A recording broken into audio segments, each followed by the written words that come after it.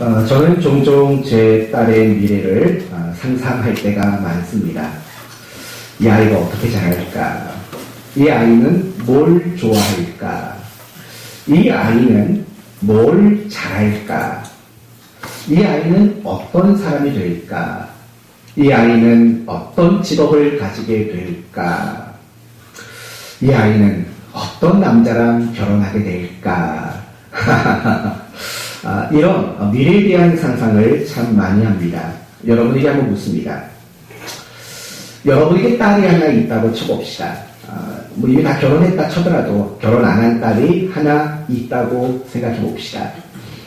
이 딸내미가 두 명의 신랑감을 여러분에게 소개를 해줬습니다. 첫 번째 신랑감은 믿음이 없지는 않지만 믿음이 좀 약한 사람입니다. 그런데 잘생겼습니다. 인격도 훌륭하고 성품도 너무 좋습니다. 게다가 실력도 능력도 재력도 외모도 다 갖추어져 있습니다. 이게 첫 번째 신랑감 후보입니다. 두 번째 신랑감 후보는 믿음이 아주 좋습니다. 그런데 얼굴은 형편없고 실력도 능력도 재력도 아무것도 없습니다. 정 믿음 좋은 거 하나 말고는 어디 하나 내세울 만한 것이 없는 그런 사람입니다. 여러분은 여러분의 딸에게 누구와 결혼하라고 말하겠습니까? 첫 번째는 믿음이 없는 사람 아닙니다. 있긴 있는데 조금 약한 사람. 하지만 많은 걸 가진 사람. 두 번째는 믿음은 정말 좋지만 정말 아무것도 가진 것이 없는 사람. 여러분 같으면 누구와 결혼을 하라고 말하겠습니까? 아직 딸을 출가하지 않은 몇몇 집사님들 계시죠? 우리 간 집사님. 나중에 은하가 신랑감을 그렇게 데리고 오면 어떻게 누구와 결혼하라고 말하겠습니까? 솔직하게 정해져요. 믿음은 조금 있고 다 있는 거. 김혜순 집사님, 우리 명선자매가 있는데 앞으로 어느 쪽을 선택하시겠습니까? 후자요. 누가 저한테 좀 물어봐주면 안 되겠습니까? 다른 사람 골라봐라. 믿음도 좋고 재능도 좋고. 제가 이런 질문을 하는 이유는요. 사실 누가 봐도 갈등이 될 만한 일들인 겁니다. 다시 말하면 이건 신앙과 현실의 문제 아닙니까? 신앙과 현실. 그 사이에 우리 신자들은 늘 끊임없이 갈등하고 그것 때문에 힘들어하고 그것 때문에 괴로워하는 순간들이 사실은 굉장히 많다라는 겁니다. 오늘 본문의 이야기가 바로 그런 이야기를 여러분에게 나누려고 하는 겁니다. 신앙과 현실 속에서 갈등하고 힘들어하고 있는 빌립보 교회 성도들, 그들에게 바울이 뭔가를 제시하고 그들로 하여금 신앙과 현실 사이의 갈등을 극복하게 만드는 그런 권면의 메시지가 오늘 담겨져 있는 겁니다. 그렇기 때문에 오늘 말씀을 통해서 앞으로도 여러분은 끊임없이 신앙과 현실 사이에 갈등하고 힘들어하게 되는 순간들이 올 겁니다. 그럴 때 어떻게 그 신앙과 현실의 갈등의 문제를 극복하고 이겨낼 수 있는지를 배우는 그런 시간이 되었으면 합니다. 오늘 12절을 보면 이렇게 시작합니다. 형제들아, 내가 당한 일이 도리어 복음 전파에 뭐가 됐다고요? 제 성경책이 잘못됐나요? 진전. 네, 예, 바뀌었습니다. 진전으로. 네, 복음 전파의 진전이 되었다. 다시 말하면 자신이 당한 일이 복음을 전파하는 일에 아주 유익을 주었다라고 말하는 겁니다. 이 부분을 조금 더 자세히 말하면 이런 말이죠. 자신이 복음을 전파하다가 감옥에 갇혔다는 겁니다. 그런데 그 감옥에 갇힌 것이 복음을 전파하는 일에 걸림돌이 되지 않고 도리어 큰 유익이 되었다라고 말하는 겁니다. 왜냐하면 이런 겁니다. 여러분, 바울이 복음을 전하고 싶은 마음, 열정이 얼마나 대단했는지 아시지 않습니까? 그러나 그 열정만으로는 전할 수 없는 지역이 있습니다. 거기가 어딜까요? 바로 감옥이죠. 복음에 대한 열정이 있다고 감옥에 가서 복음을 전할 수 있는 그런 상황이 아니지 않습니까? 그런데 바울이 복음을 전하다가 붙잡혔고 감옥에 갇힌 겁니다. 그래서 지금까지 복음을 전파할 수 없었던 감옥 안에서 복음을 전하게 되었다라는 겁니다. 바로 이 부분을 바울이 설명하고 있는 겁니다. 그렇다면 이제 중요한 질문을 해봅시다. 바울은 왜 자신이 감옥에 갇힌 일이 복음 전파의 전진이었다라고 변호하고 있을까요? 왜 이런 말을 우리 빌립보 교회 성도들에게 하고 있을까요? 그 이유는 크게 두 가지입니다. 첫째는 빌립보 교회 성도들을 위로하기 위해서입니다. 왜냐하면 빌립보 교회를 개척한 사람이 바로 바울 아닙니까? 그들에게 영적인 아버지고 그들에게는 영적인 목자였습니다. 그런데 그런 바울이 감옥에 갇혔다는 소식이 빌립보 교회 성도들에게는 대단히 큰 염려와 걱정이었을 겁니다. 그걸 위로하기 위해 이 변호가 필요했던 겁니다. 그런데 바울이 자신이 갇히는 일이 복음 전파의 전진이었다고 말하는 진짜 중요한 두 번째 이유는 빌립보 교회 성도들이 지금 신앙과 현실 사이에 갈등하고 혼란을 겪고 있기 때문인 겁니다. 이 부분을 여러분에게 조금 더 설명해 드리겠습니다. 여러분, 빌립보 교회 성도들 입장에서 생각해 보십시오. 사도 바울은 누굽니까? 하나님이 세운 사도고 하나님이 부른 종입니다. 하나님의 종입니다. 그리고 바울이 외쳤던 것들은 뭡니까? 바로 복음인 겁니다. 그런데 하나님이 세운 사도가 하나님 나라의 복음을 전파하는데 그런데도 불구하고 바울은 감옥에 갇힌 겁니다. 이게 무슨 말인고 하니 이런 겁니다. 그들이 가지고 있는 신앙은 이런 거였습니다. 하나님은 승리하신다. 복음에는 놀라운 능력이 있다. 이게 그들의 신앙이었습니다. 그러나 막상 그들에게 보여진 현실은 뭡니까? 바울이 감옥에 갇힌 겁니다. 마치 그 모습을 어떻게 이해를 했냐면 하나님이 패배하신 것처럼 보이고 복음이 무기력한 것으로밖에 빌립보 교회 성도들에게는 보여지지 않았다는 겁니다. 이 두 가지를 생각해 보십시오.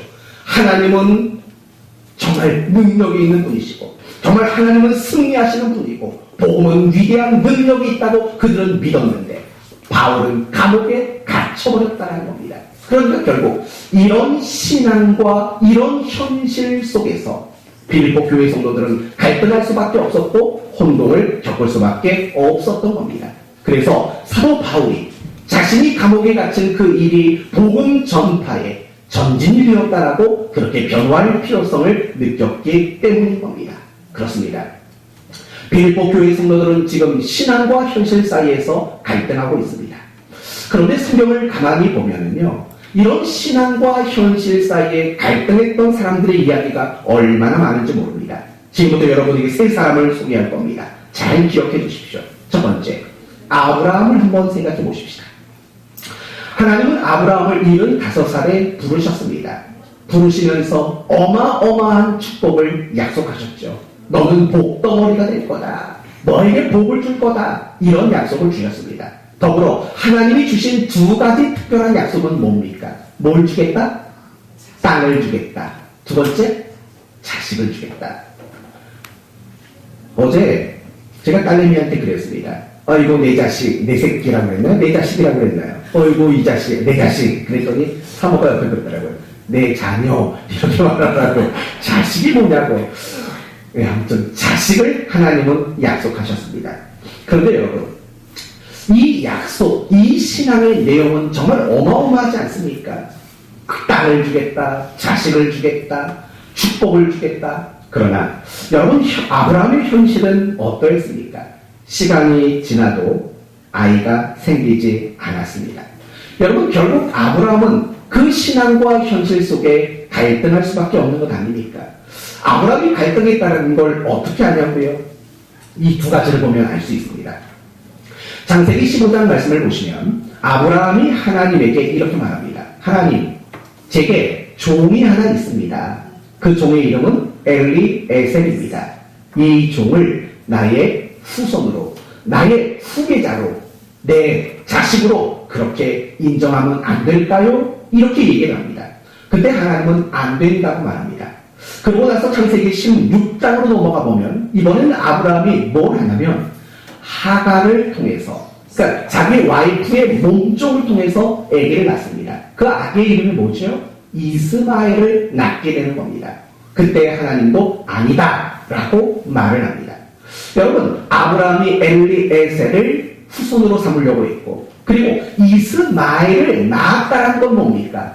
결국에는요, 그 말은 그가 신앙과 현실 사이에 그는 갈등하고 혼동하고 힘들어하고 있었다는 것을 분명히 보여주고 있는 겁니다.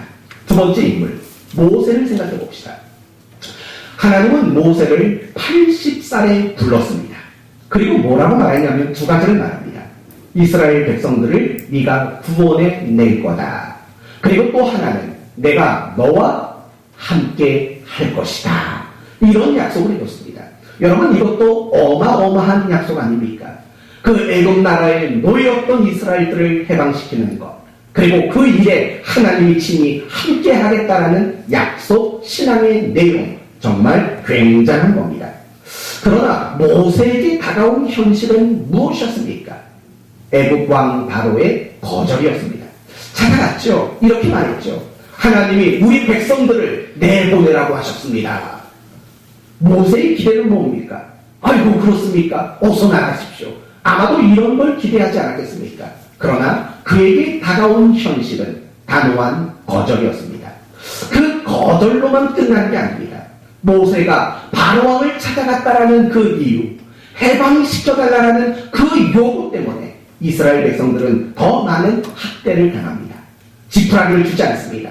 그럼에도 불구하고 여전히 동일한 숫자의 벽돌을 만들어내라는 요구를 받습니다. 노역을 당하게 되고 심한 학대를 당하게 됩니다. 그러자 이스라엘 백성들은 모세와 아론에게 어떻게 대우합니까? 너 때문에 우리가 애굽왕 바로의 미움거리가 되었다라고 원망과 불평을 하게 되는 겁니다. 다른 말로 말하면 주기론이 된 거죠. 그나마 먹고 살았는데 너 때문에 쉴 틈도 없고 너 때문에 괴로워서 못 살겠다. 너 죽일 놈이다. 이런 식의 대우를 받게 된 겁니다.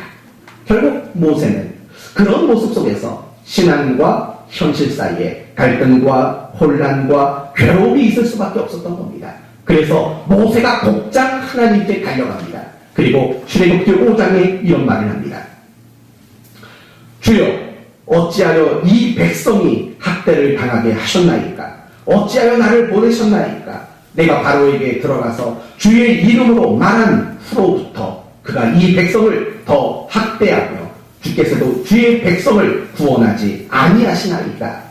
지금 모세는 분명히 신앙과 현실 사이에서 갈등하고 괴로워하고 있는 것이 보여지고 있는 겁니다. 마지막 한 사람, 여호수아를 생각해 봅시다. 모세가 죽은 후에 하나님은 이스라엘의 새로운 리더로 여호수아를 세웠습니다. 그리고 그 여호수아에게도 동일한 약속을 주셨습니다. 그 땅을 줄 거다. 그리고 내가 너와 어떻게 하겠다고요? 함께 갈 것이다. 반드시 그 땅을 얻게 할 것이다 라고 약속을 주셨습니다. 신앙의 내용을 주셨다는 겁니다. 그런데 이 여호수아 눈앞에 다가온 현실은 뭡니까? 요단강이 넘쳐나는 범람하는 모습을 봤습니다. 뿐만 아니라 이 강을 어쨌든 건너가도 그 안에는 여리고성이라는 이 가나안 땅의 문과 같은 굳게 닫힌 문을 볼 수밖에 없는 겁니다. 여호수아의 입장에서는 충분히 갈등할 수밖에 없습니다. 그래서 여호수아의 입장을 보면 여호수아가 얼마나 두려움에 떨었는지, 두려워하지 말아라, 두려워하지 말아라, 담대하라, 이 말이 얼마나 반복되는지 모릅니다. 결국 여호수아가 두려움을 느꼈다는 것은 뭡니까? 신앙과 현실 사이에 뭐가 있었다는 겁니까? 갈등이, 혼동이, 괴로움이 그렇게 있었다라는 말과 똑같은 겁니다. 이런 의미로 본다면 성경에 나오는 모든 인물들은 신앙과 갈등 사이에, 현실 사이에 갈등했던 인물들이라고 말할 수 있는 겁니다. 이제 누구 차례입니까? 우리 차례입니다. 여러분은 어떻습니까? 신앙과 현실 사이에 괴리감을 느껴본 적 없습니까? 신앙과 현실 사이에 갭을 느껴본 적은 없습니까? 신앙과 현실 사이에 갈등하고 힘들어해 본 적은 없습니까? 왜 없습니까? 굉장히 많죠. 성경은 이렇게 말합니다. 항상 기뻐하라. 범사에 감사하라. 그러나 나의 현실은 뭡니까? 도무지 기뻐할 수 없고 도무지 감사할 수 없는 현실이 다가올 때가 있지 않습니까? 그럴 때면 우리는 어김없이 그 말씀과 그 현실을 앞에 두고 갈등하고 혼동스러울 수밖에 없습니다. 하나님은 우리를 의인이라고 말했지만 내 모습을 뒤돌아보면 죄악 덩어리입니다. 의인이라는 말과 죄인이라는 현실 사이에 우리는 혼동하고 갈등할 때도 얼마나 많은지 모릅니다. 자식을 믿음으로 키워야 된다. 하나님의 말씀대로 키워야 된다. 알지만 실상 이 세상에서 자식을 믿음으로 신앙으로 키워가는 일들이 얼마나 버겁고 어려움을 느낄 때가 많습니까? 그러다 보면 우리는 결국 신앙과 현실 사이에 갈등하고 힘들고 지쳐할 수밖에 없는 것입니다. 하나님은 늘 우리와 함께 한다라고 약속하셨습니다. 그러나 내 삶을 뒤돌아보면 하나님이 정말 나와 함께하고 있는 것인가라고 느껴질 수밖에 없는 현실이 보이게 되는 겁니다. 그럴 때면 우리는 어김없이 신앙과 현실 사이에 갈등에 빠질 수밖에 없는 겁니다. 사랑하는 성도 여러분, 어쩌면 지금 이 순간에도 지금 이 자리에 있는 여러분 누군가 중에도 신앙과 현실 사이에 갈등하고 있는 분들이 있을 겁니다. 하나님이 주신 약속과 내 삶 사이에 갈등하고 혼란스러워하는 분들이 계실 겁니다. 먼저 여러분에게 말합니다. 그런 여러분을 보며 자책하지 마십시오. 난 못났어. 난 이 모양 이 꼴이야. 이렇게 자책하지 마십시오. 왠 줄 아십니까? 여러분이 신앙과 현실 사이에 갈등하는 것만으로도 여러분에게 믿음이 있다는 증거이기 때문입니다. 여러분이 신앙과 현실 사이에 갈등하는 것만으로도 여러분 안에 하나님 주신 생명이 있기 때문인 겁니다. 여러분이 갈등하는 그 갈등이 있다는 것은 결국 여러분에게 신앙적인 가치관이 있다라는 증명이 되기 때문입니다. 갈등이 있으십니까? 신앙과 현실 사이에 고통이 있고 괴로움이 있습니까? 여러분 스스로를 칭찬해 주십시오. 여러분에게 믿음이, 생명이, 신앙의 가치관이 있다라는 그 증명이기 때문에 그렇습니다. 그런데 여러분이 신앙과 현실 사이의 갈등하는 그 수준에 만족하지 않기를 바랍니다. 여러분이 그 신앙과 현실 사이의 갈등을 극복할 수 있는 더 성숙한 성도가 되기를 바랍니다. 제가 이렇게 말하는 이유가 뭐냐면 많은 신자들이 신앙과 현실 사이의 갈등을 느낄 때 두 가지 중 하나를 선택하는 경우가 많기 때문입니다. 첫 번째 선택은 뭔지 아십니까?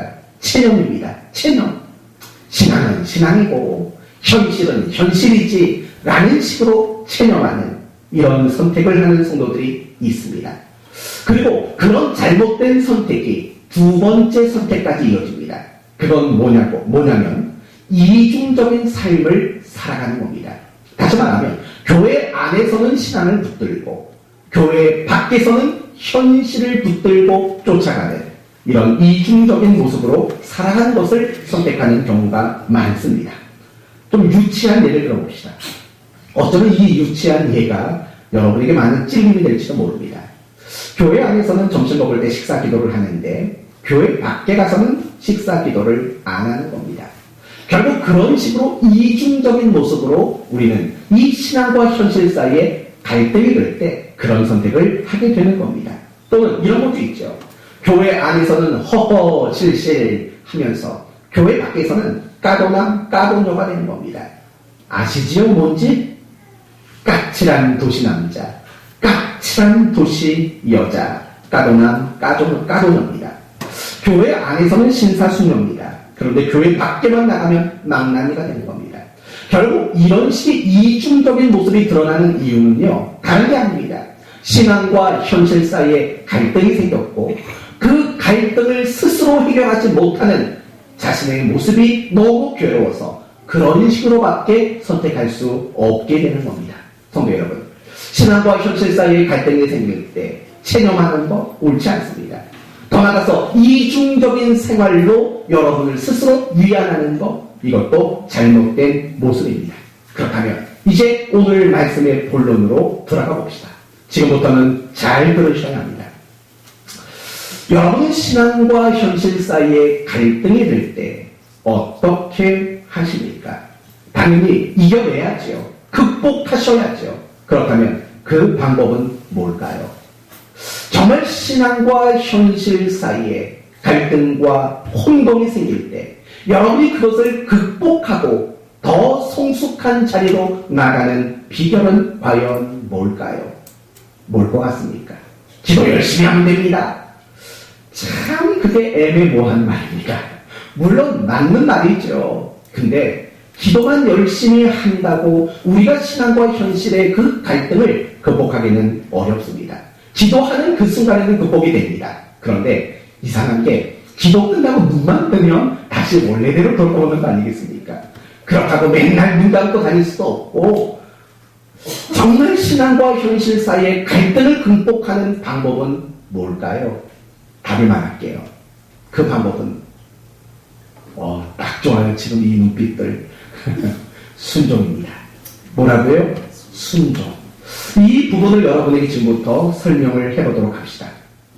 먼저 사도 바울의 경우를 봅시다. 여러분, 사도 바울은 신앙과 현실 사이에 갈등이 있었을까요? 없었을까요? 분명히 있었습니다. 이 세상에 신앙을 가진 사람 중에 신앙과 현실 사이에 갈등이 없는 사람은 아무도 없는 겁니다. 모든 사람이 그랬듯이 바울도 신앙과 현실 사이에 갈등이 있었던 사람입니다. 이건 만약입니다. 어쩌면입니다. 어쩌면 바울은 복음을 전하다가 붙들렸습니다. 그리고 감옥에 갇혔습니다. 어쩌면 그 순간 잠깐이나마 그는 신앙과 현실 사이에 갈등이 있을 수도 있습니다. 이런 거 아닙니까? 하나님, 내가 얼마나 목숨 걸고 주의 복음을 전하는데, 내가 복음을 얼마나 사모하고 내가 복음을 얼마나 아끼는데 내가 그 일을 감당하는데 이게 뭡니까? 내가 왜 감옥에 갇혔습니까? 라고 신앙과 현실 사이에 갈등이 있었을 수도 있습니다. 그러나 적어도 오늘 우리가 읽은 이 본문 안에서만큼은 바울은 그 갈등을 이겨낸 거 아닙니까? 극복한 거 아닙니까? 그러면 그 비결이 뭐였나 보십시오. 그 비결은 다른 게 아닙니다. 다시 12절을 보시면 형제들아, 내가 당한 일이 도리어 복음 전파의 진전이 되었다. 여러분, 바울이 감옥 안에서 있었는데 복음 전파가 진전이 됐답니다. 유익을 얻었답니다. 결국 이 말은 바울이 그 감옥 안에서도 뭘 했다는 겁니까? 복음을 전했다는 말이죠. 그럼 다시 정리해 보십시오. 이런 말 아닙니까? 아니, 하나님 나를 왜 이렇게 만드셨습니까? 라는 현실로 인한 갈등이 드는 순간에도 바울은 자기에게 맡겨진 그 사명, 복음을 전파하는 그 일에 뭘 한 겁니까? 순종을 한 겁니다. 순종을 했더니 그 신앙이 현실로 다가온 겁니다. 복음의 능력이 현실 앞에 꺾이는 것처럼 보여졌지만 복음을 전하는 그 순종을 하고 나니까 복음이 승리하는 것을 보게 되었다는 거죠. 이게 제일 중요한 겁니다. 여러분, 바울도 신앙과 현실 사이에 갈등이 있었습니다. 그러나 그것을 극복하는 방법이 있었다면 그건 바로 순종이었습니다. 여러분, 제가 아까 조금 전에 신앙과 현실 사이에 갈등하던 구약의 인물 세 사람을 소개했죠. 누군지 기억나시죠? 아브라함, 모세, 여호수아. 이 세 사람도 분명히 신앙과 현실 사이에 갈등했습니다. 그러나 중요한 것은요, 이 세 사람도 역시 그 신앙과 현실 사이의 갈등을 이기고 극복했다는 거죠. 그리고 그 비결은 뭐였다는 겁니까? 바로 순종이었다는 겁니다. 아브라함을 보십시다. 아브라함은 신앙과 현실 사이의 갈등이 됐습니다. 그래서 엘리에셀을 생각했지요. 근데 하나님은 아니라고 말했습니다. 그때 아브라함은 어떻게 했습니까? 싫어요. 선택할 거예요. 이랬습니까? 아니요. 알겠습니다. 순종했습니다. 여러분, 또 있습니다. 이스마엘을 낳아놓고 맞지요? 아니다. 그랬을 때 어떻게 했습니까? 이 이스마엘을 기꺼이 자기 집에서 내어 보내지 않았습니까? 순종입니다. 그리고 결국 아들을 얻었고 하나님이 어느 날 이 아들을 번제로 바치라고 했습니다. 어떻게 했습니까? 순종했지요. 결국 이삭을 번제로 바치는 그 순간이 어떤 순간인지 아십니까?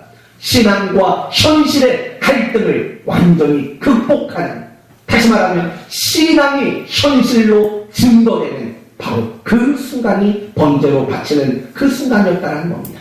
결국 아브라함이 현실과 신앙 사이의 갈등을 극복하는 방법은 바로 그 순간 있었던 말씀에 대한 순종, 그것이 갈등을 극복하게 만든 원인이었습니다.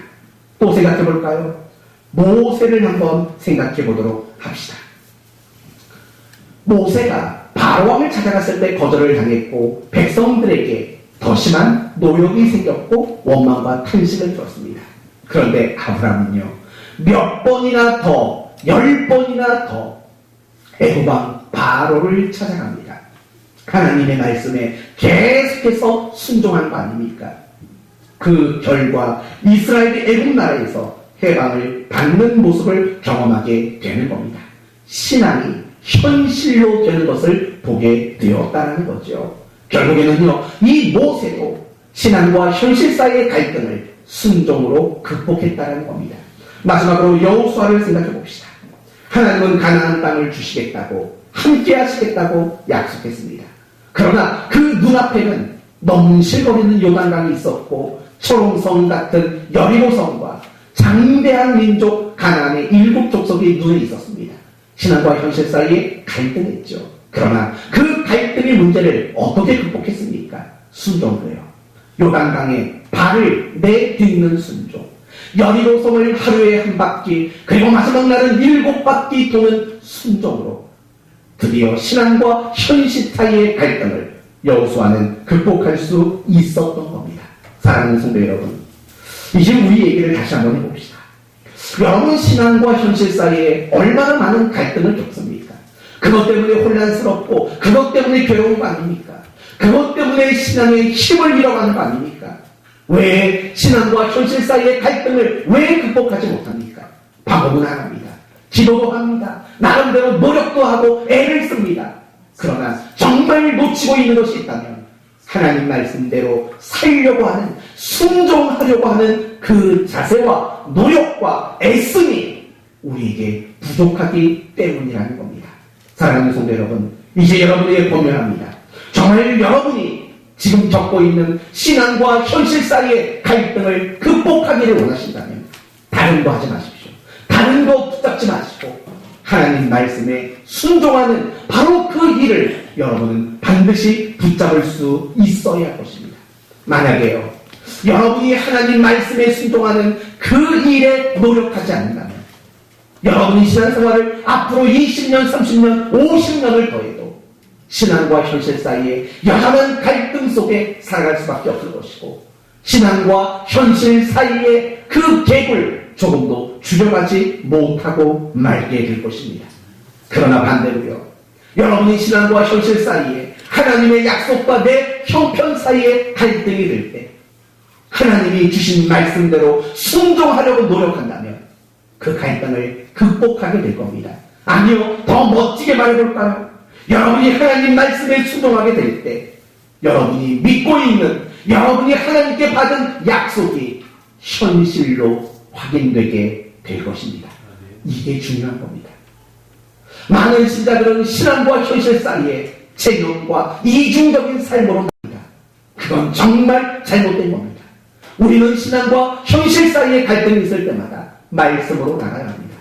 비록 내 현실이 그 말씀을 순종하기에 어렵다 할지라도 그 말씀대로 순종하는 길로 여러분이 나아갈 때 그 갈등을 극복하고 더 성숙한 신자가 될 수 있으며, 더 나아가서 여러분이 믿고 아는 그 신앙의 모든 내용들이 여러분의 삶에 열매 맺는 것들을 반드시 경험하게 될 것입니다. 신앙생활이 뭐라고 생각하십니까? 신앙생활은 교회 열심히 다니는 것 맞습니다. 그러나 오늘 주제와 관련해서 말한다면 신앙생활이란 신앙과 현실 사이의 갈등을 극복해 가는 게 신앙생활일 겁니다. 신앙과 현실 사이의 그 갭을, 괴리감을 줄여가는 것, 그게 결국에는 신앙생활입니다. 그러기 위한 유일한 방법은 뭐였다고요? 말씀에 대한 순종이죠. 그래서 신앙생활이란 결국 하나님 말씀에 순종하며 살아가는 것, 그것을 신앙생활이라고 말하게 되는 겁니다. 사랑하는 성도 여러분, 여러분의 삶의 순간순간마다 신앙과 현실 사이의 갈등이 찾아올 겁니다. 어쩌면 그 시간은 여러분의 신앙을 점검하는 시간 아닐까요? 그리고 그 시간은 여러분의 신앙이 더 성장하기 위한 은혜의 시간이라는 사실을 꼭 기억하십시오. 다 잊어버려도 괜찮습니다. 하나만 기억하십시오. 여러분이 하나님의 말씀대로 따라가는 것, 여러분이 하나님 말씀에 순종하는 삶을 살아가는 것, 그것이야말로 진정한 의미의 신앙생활이고 믿음으로 살아가는 것이라는 사실을 기억하십시오. 그럴 때 여러분의 현실이 어떠하든 그 속에서 신앙이, 약속이 여러분에게 열매로 주어지는 이런 놀라운 은혜와 복을 경험하게 될 줄로 믿습니다. 마지막으로 한 가지만 더 말씀을 드립니다. 그러기 위해서 우리는 어떻게 해야 합니까? 성경의 사람이 되어야 합니다. 그래야 순종을 하죠. 뭘 어떻게 순종해야 해야 하는지를 알아야 우리는 순종할 수 있기 때문입니다. 묻습니다. 아멘으로 대답해 보십시오. 여러분은 성경을 사랑하십니까? 꼭 주례에서 하는 것 같아요.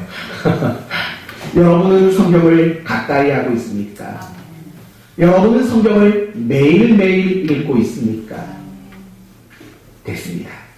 여러분은 틀림없이 신앙과 현실 사이의 갈등을 극복하게 될 겁니다. 그런데 안타까운 건 우리나라 교계의 통계를 보면 이런 통계가 있습니다. 매일 성경을 읽는 사람 15%, 일주일에 한 번 이상 읽는 사람 18%. 이 말은 무슨 말입니까?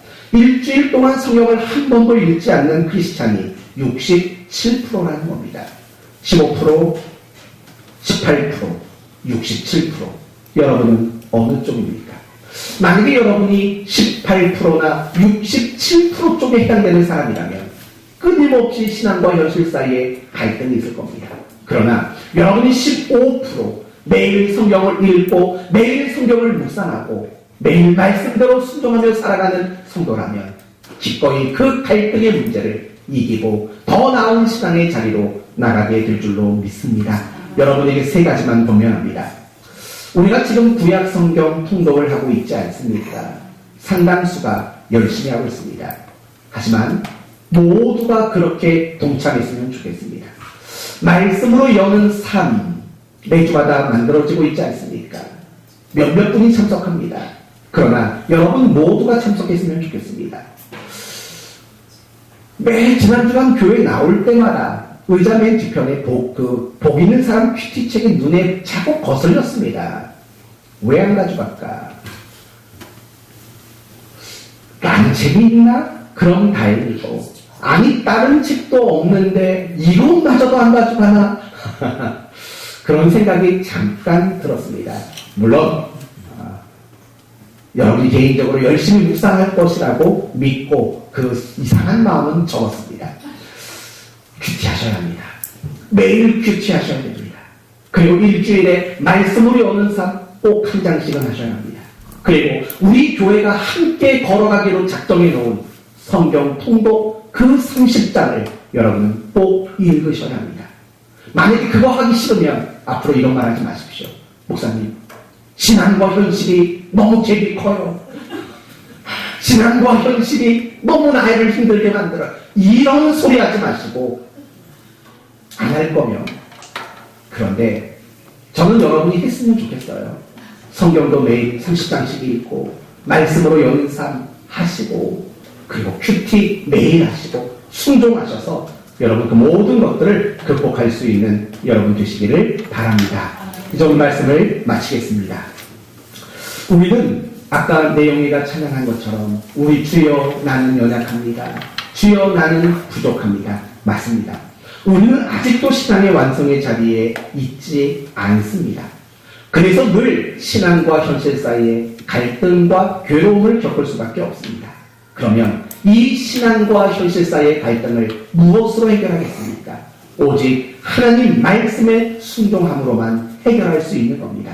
그러므로 성경을 사랑하고 성경을 가까이 하고 날마다 성경 말씀대로 순종하는 여러분이 되시기를 바랍니다.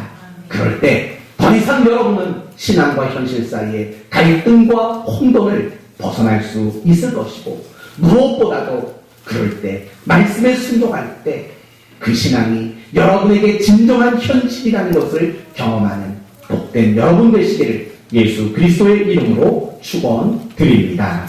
아멘. 기도합시다. 감사하신 주님,